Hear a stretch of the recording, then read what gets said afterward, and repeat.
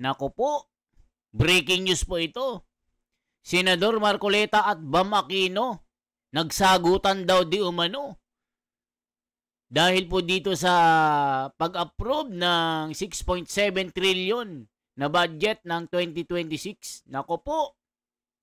Yun yung mga sabi ng komento Nagsagutan at nagkainitan. Totoo kaya itong balitang ito, mga kababayan? Disclaimer po, panoorin nyo po ng buo. Mga loyalista nga, huwag kayong tatanga-tanga. Huwag kayong mag-comment-comment ng kung ano-ano.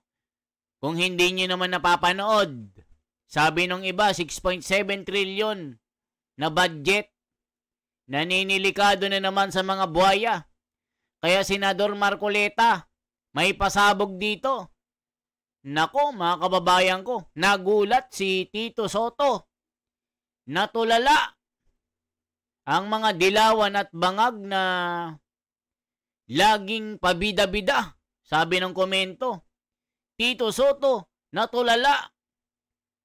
Ping Lacson, natulala. Nako po, mga kababayan, kaya itong Senador Marcoleta, pilit po nilang tinitibag. Kinasuhan po daw ng ng COMELEC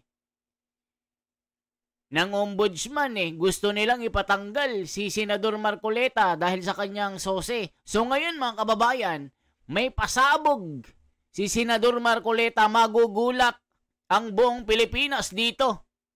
Nako, meron siyang nadiskubre sa 6.7 trillion. May illegal ba?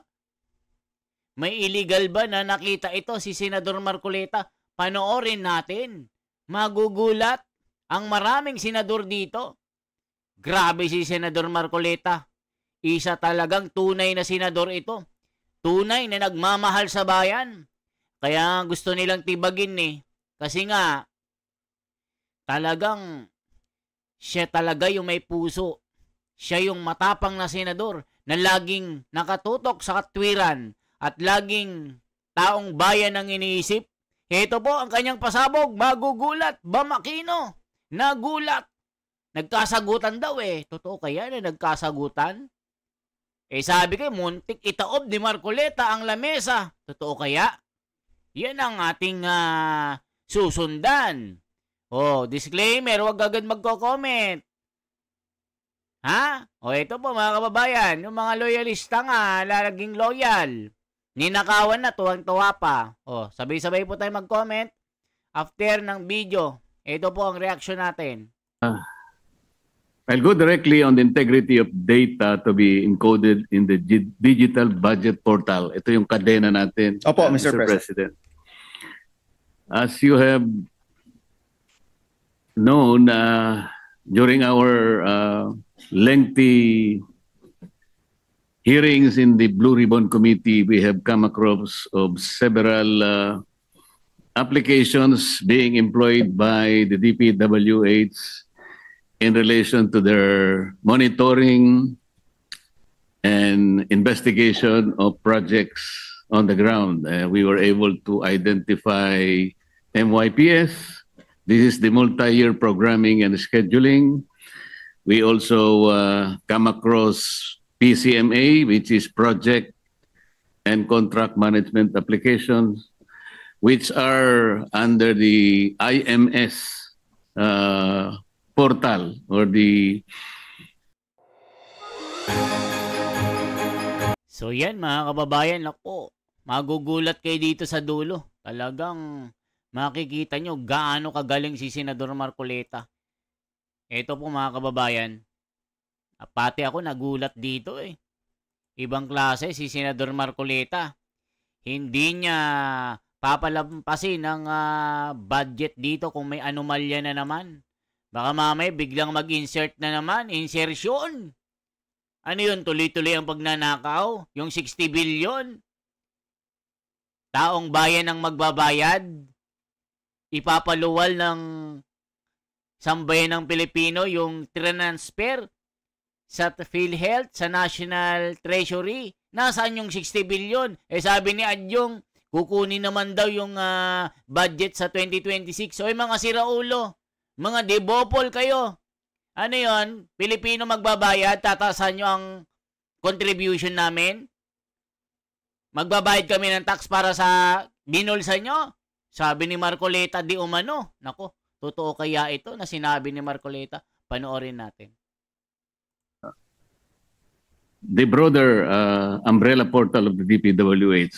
But as you have known, Mr. President, hindi masyadong naging katanggap-tanggap yung kanilang mga report dahil nakita rin natin while they allege that they are doing real-time geotag applications, lumilitaw ay talagang may sablay din pala because per their admissions, Mr. President, natukoy natin na once every month lang pala sila nag-update and they're using only the project encoders on the ground. Opo. Kaya yung mga iba, nung ikumpara po natin yung MYPS, which was the basis of the sumbong sa Pangulo, and the more actual project's location as depicted in the PCMA, lumilitaw po, Mr. President, na napakalaki po ng discrepancy ng mga coordinates. Kung ganun po yung naging kalagayan ng mga monitoring and investigation applications ng ating WPH, so baka magkaroon po ng problema kung sakasakaling yung ating digital budget portal ay magkakaroon din ng ganong mga basihan, ngunit hindi rin naman pala accurate. How can we be assured na yung lahat ng data or information that will be fed into the portal ay talagang mapagbabasihan natin at mapagtitiwalaan? Yes, Mr. President. Sa totoo lang, Mr. President, ang tinukoy po ninyo ang isa sa pinaka-mahalagang parte ng batas. At nilagay ho natin na kapag mali ang nilagay na impormasyon, within 7 days, kunyari po, hindi tayo nag-upload within 7 days, pwede na pong makasuhan ng administrative yung officer na dapat nag-upload ng data. Kung umabot po ng 30 days, ito po ay magiging criminal offense na. Kung mali ang nilagay na data, pwede po siyang makasuhan ng criminal offense. At kapag yung data ay may kinalaman sa isang fraudulent activity, ay pwede po siyang makasuhan as a co-conspirator of that fraudulent activity. So in short, Mr. President, naglagay tayo ng penalties sa mga opisyales na hindi po mag-upload, kaya ma-address yung lateness of uploading, at yung mali yung i-upload, at meron pong mali siya o meron pong tinatago, ay posible rin pong makulong. No? So, kaya po medyo mabigat tong kadena law. Kasi Mr. President, one, we are mandating the disclosure of all of these documents. And kung may kulang, pwede pong makasuhan. Kung mali, pwede pong makasuhan. And if I'm not mistaken, Mr. President, this will be the first time na meron pong penalties for non-disclosure and wrong disclosure of documents pertaining to government expenditure, Mr. President. Mr. President, sa ngayon po kasi sa level ng technology natin, maski po yung DPWH, inamin po nila na parang pinaparinggan niya si Marcoleta dito, yung sose. Nakita niyo naman mga kababayan, parang pinapalabas ni Bam Aquino, kayo po, Senador Marcoleta, hindi kayo nag-disclose ng expenditure nyo sa COMELEC. Mali yan, mali. Criminal act yan. Itong si Bam Aquino, napakaboka sa mga ganyan, pero itong mga flood control issue, mga kababayan, napakatahimik. Akala mo na zipper ang bunganga nito. Parang, ba't ayaw mong diretsuhin si Marcoleta? O Senador Marcoleta, hindi kayo nag-disclose ng expenditure nung anong campaign. Dapat ganon, hindi yung magpaparinig ka. Mamay, susupalpalin ni Marcoleta ito. Totoo kaya yan? Panoorin natin para malaman natin ang totoo. Kung minsan ang ginagamit po nila doon sa MYPS nila, ay gumagamit lang sila ng cellphone. Nililitrato nila yung location ng isang project Ngunit alam naman po natin pagka yung signal sa lugar na yon ay mahina, apektado rin po yung coordinates na nakukuha nila. Ngayon, kung sakasakali po dito sa Section 17 ng committee report which actually penalizes itong wrongful information that is fed to the portal, Opo. hindi kaya magiging mas mabalasik ito dahil meski sila po ay nakikita nila dahil wala naman pala silang satellite po ngayon eh. Opo. Kahit ang Google kasi, Mr. President, hindi siya makakagawa ng let's say 7 days. Maski na po siguro 1 month ay hirap din siya. So siguro kailangan nating mas maging makatwiran, mas realistic.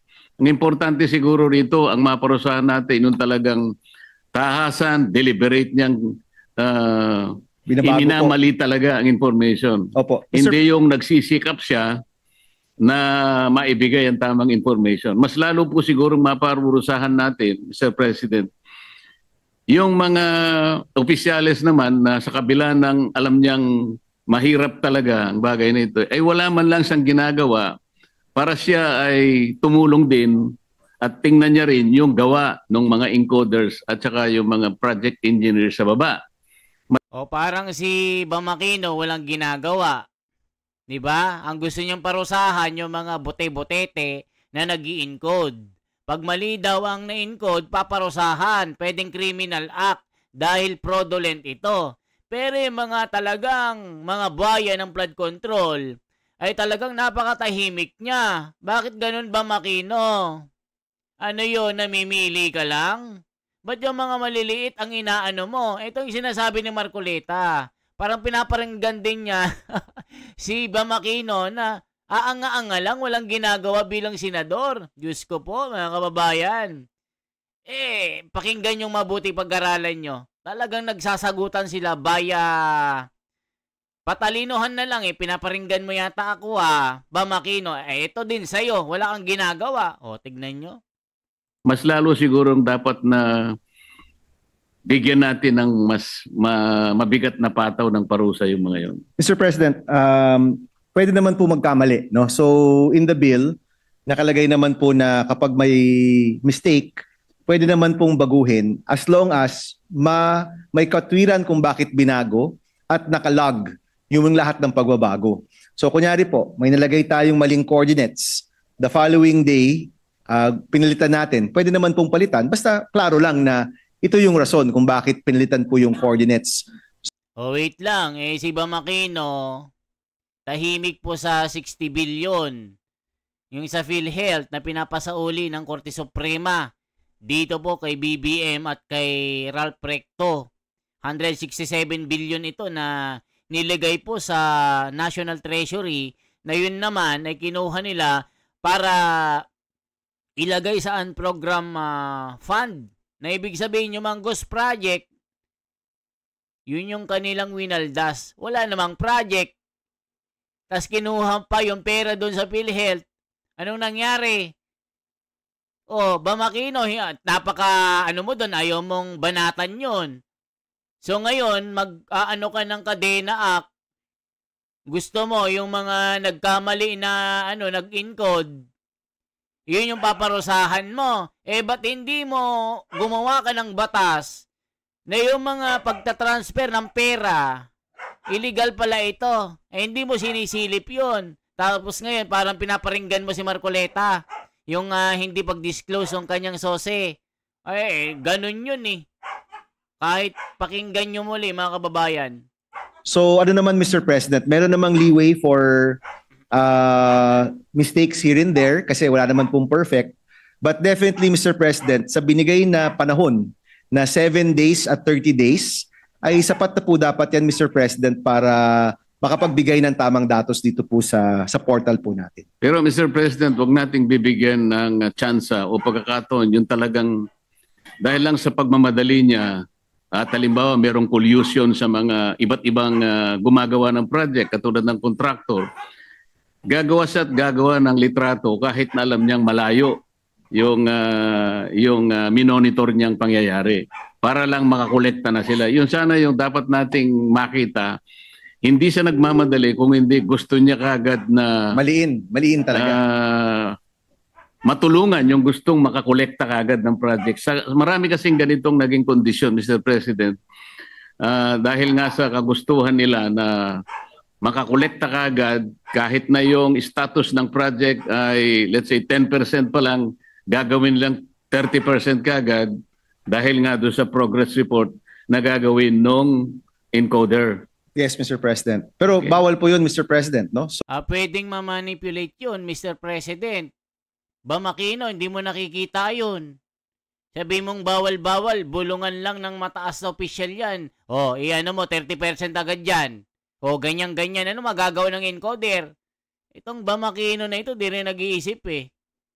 so mahuhuli po dapat yan kasi 10% lang po yung gawa pero 30% po yung nilagay nilang completion. Yun ang gusto nating matuko, yung talagang deliberate nilang iminamali. Opo, kesa doon sa nagkamali lang. Meron siyang honest mistake lang na talagang ginawa niya pero nagkamali siya talaga. Rest assured, Mr. President, this is flexible enough to accommodate common and honest mistakes, Mr. President. Sa mga naging pagdinig pa rin natin, Mr. President, nabanggit ang mga bansang katulad ng Estonia, ng Georgia at Chile na sila pala'y nakapag-incorporate ng tinatawag na blockchain technology doon sa kanilang mga level ng pamamahala, kagaya ng land registration at procurement. Opo, Mr. President. Meron ba tayong magagawang mga halimbawa mula sa mga iba't ibang malalaking ekonomiya at more centralized countries? Kung meron man, baka sakaling ito po ay magamit natin sa lalong ikaayos ng ating pinanunukalang batas. Ang alam ko, Mr. President, pagdating sa national expenditure, tayo po yung posibleng mauna. Kasi sa ibang bansa, Mr. President, iba-iba yung aplikasyon.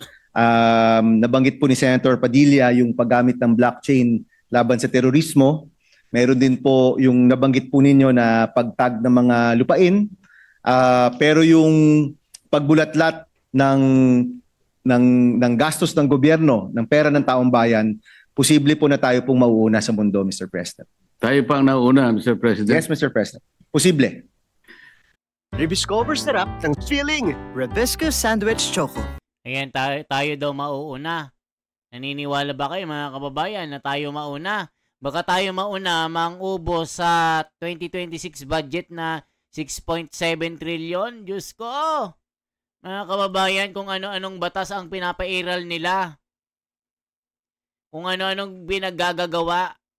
Pero yung tunay na issue, napakatahimik nila, Bam Aquino. Kumanta ka naman. Ba't ayaw mong pumalag? Tahimik kayo sa nangyayaring korupsyon ngayon. Pero kung makaano kay batikos kayo, ang galing-galing nyo. Diyos ko, Lord. What happened to this senator?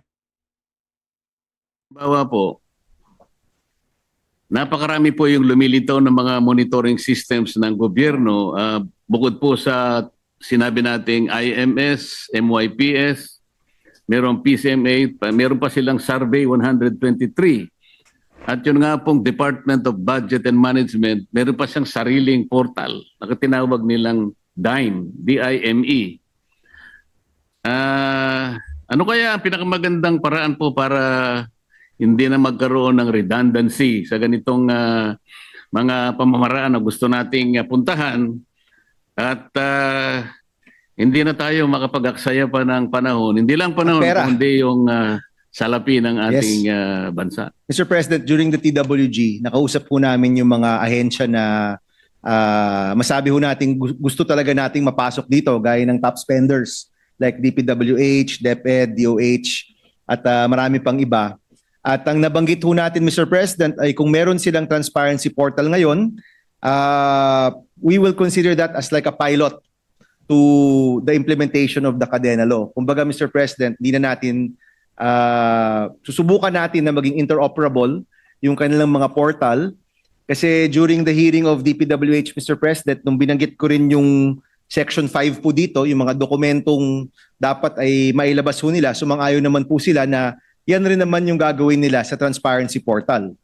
So ngayon po na kung ito po yung maging batas, hindi daw yan pwedeng baguhin. Hindi na po pwedeng tanggalin ng next secretary, for example.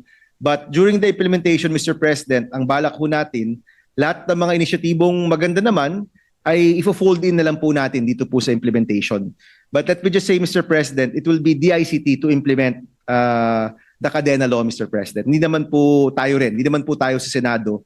Tayo lang po yung gumagawa ng framework. But when they do implement it, we will exercise oversight to make sure na hindi po masasayang yung trabaho ng ibang mga ahensya. Ibig sabihin, Mr. President, kung sakasakaling itong Cadena o Digital Budget Portal ay naayos nating mabuti, mangangahulugan ba na yung iba pang mga aplikasyon, mga systems na ginagamit ngayon ay isa-isa anang aalisin at mananatili na lamang nag-iisang portal na gagamitin natin? No, Mr. President. Kasi iba po yung function ng mga ibang portals. Ito po ay para mailabas sa publiko kung ang pinagagamitan ng pera ng bayan. So right now, Mr. President, walang nag-iisang portal na kung saan ang sino mang mamamayan ay kaya pong makita kung saan po napupunta yung pera ng taong bayan. Yun po yung pinaka nais nitong batas na ito. So as far as I'm concerned, Mr. President, this is a new portal, pero hindi naman po ibig sabihin, Mr. President, na yung ibang mga portal or ibang mga website ng mga ahensya ay mawawala naman po dahil po dito. Kasi ang aking pagkakaintindi, Mr. President, ito ay digital budget portal. Ibig sabihin, yung budget portal po natin ay kumukuha ng mga datos at iba't ibang impormasyon mula sa mga mapagtitiwala ng sistema. Opo. Ngayon, kapag ka ito'y na-perfect natin, pwede na nilang gamitin din itong mga impormasyon na na-degenerate nitong kadena para sa ganon ay hindi naman siguro sa isang pagkakataon lang ay alisin. Kung hindi, magiging daan ito para unti-unti nang maalis natin yung iba't ibang mga application. Kasi nga sa dami, ayaw naman natin na nasasayangan lang o nauulit, nagiging redundant yung maraming applications. Iisa naman ang kailangan natin. O di ba mga kababayan? Nakita nyo ba't kapag gumawa ng ganitong Cadena Act, ang dami na palang portal na ginagamit. Di nagiging redundant lang ito. Di ibig sabihin hindi epektibo yung mga dating mga portal natin kung saan tayo nag-i-encode ng mga government information, lalong-lalo na sa mga nagasto, sa mga project ng gobyerno. Di ba mga kababayan? Walang kwenta rin pala itong Cadena Act na ito Yan ang sinasabi ng tao, redundant. Meron na pala. Magpapabida-bida ka pa, Bamakino. Diyos ko Lord. Yan ang sabi, grabe naman yung Bamakino na yan. Ang daming pag-aaksa yan. Cadena Act. Ang dami na palang mga ganyan. Redundant na yan. Diyos ko Lord. Sapagat digital na Opo. Yun siguro yung aking gustong yes, Mr. President. matunton, Mr. President. Opo. Definitely, Mr. President, the portal, yung Cadena po, will consolidate all of these other portals, Mr. President. Kung siguro po pare-pareho yung function o pare-pareho po yung purpose, pwede po talagang ito na lang. Pero syempre, Mr. President, kapag iba naman po yung purpose or function ng ibang portal, iba po yun. Handa na ba ang lahat sa bigatin? Ba't di mo pa ginawang universal? Isko, pwede ba yun? Nako, Bamakino, gumagawa ka lang ng pasikat mo redundant naman pala yan. Tama nga si Marcoleta, redundant. Paulit-ulit lang. Kaya kayo nabubuljak Pero yung totoong mga problema, napakatahimik nyo. Diba? Parang sinasabi nyo, si Marcoleta nagsisinungaling. Diyos ko Lord, mga kababayan. Mr. President, panghuli na pong tanong, Mr. President. Mr. President, I welcome the questions, Mr. President. Sa mga reports po kasi ng iba't ibang ahensya katulad ng DBM, kahit na yung DICT, at kahit na yung Baguio City, ay nagkaroon po ng mga ulat na sila'y gumagamit pala ng blockchain technology. Gusto ko pong malaman kung ano po yung naging feedback sa atin, kung meron man, favorable or otherwise? Ongoing pa po, Mr. President. Even yung sa Baguio City, they were present. Si Mayor Magalong was present during our hearing. Ongoing pa po yung kanilang conversion to blockchain, no? And yung DBM naman po. Ang sinasabi ng comment, legit na senador versus huwad na senador. Senator Bam Aquino, pwede na for president. Ano yun? President? Diyos ko Lord. Nangarap na naman ng mga dilawan na ito. Ano yun? President? Diyos ko Lord. Huwag nga kayo mangarap. Huwag nyo nga gigiling si The Wonder. Po, Mr. President, yung isang parte lang nung buong budget process yung nilagay nila sa blockchain. So hindi pa talaga masasabing buo o ganap yung kanilang mga pilot. But definitely, Mr. President, kung siyempre, di naman po ito mabubuo ng isang araw. Habang tuloy-tuloy po sila, matututo rin po tayo sa kanilang implementasyon when it comes time to implement the Cadena Law, Mr. President. So, ang inaasahan po natin, Mr. President, sa sandaling matukoy natin ang blockchain technology, makakatulong pala sa pagbuo ng isang budget portal sa mga susunod na mga panahon. Ang blockchain technology ay magiging isa sa mga basihan ng portal na ito. Posibleng blockchain technology po ang magamit ng implementor kasi nilagay po natin very broad yung teknolohiya at habang tayo po yung nagsasalita, marami ring bagong teknolohiya pong lumalabas. So kapag panahon na po ng implementation, posible na piliin ang blockchain para maging pangunahing teknolohiya po na ma-secure yung datos po ng gobyerno. But Mr. President, so to be clear and for the public na nakikinig, ito pong Cadena Law, siguro po yung blockchain part o yung technological part is maybe 25% of the law. Yung 75% po, yung pagmandato sa mga ahensya na ilabas yung importanteng datos na kung saan ginagamit yung pera ng bayan. Salamat po sa sagot. Kasi Opo. kaya po, kanina pa po nag-isip, bakit kadena? Kasi So palagay ko yung kadena ay nalink do sa salitang blockchain. Chain. Kasi po yung kadena, sinesecure po natin itong datos na ito kasi ito po yung pera ng bayan. Hindi lamang yun, Mr. President, yung kadena nagsisimbolo ng lahat ng gagawa ng katiwalian. Ay talagang Ikakadena natin, makakadena, Mr. ano po. President. Tama. Oh. Tama, Mr. President. So, Totoo kaya mga kababayan? Totoo kaya na ikakadena? Baka naman pipiliin lang nyo, Mr. President. Kaya kayo nabubuljak ni Marcoleta, redundant yung mga pinapanikualan yung mga batas.